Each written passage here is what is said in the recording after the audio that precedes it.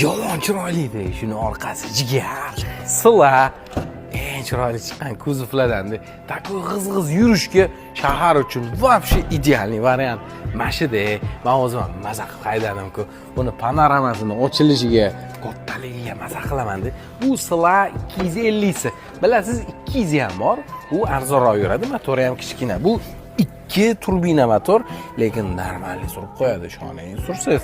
Kuzovi kichkinaligini hisobiga, salonini ham chiroyliligini qarang, deflektorlarini, turishini, ham tashpatlari, voy, rullarini qarang. 2022-yil mashina. Vinil qo'yib olasizda, ha? Va shu oloq rang bo'ladi. Yo, skromni yuraman, mana shu oqa yaxshi desiz, aynan mana shu yonidan qaraymiz-ku.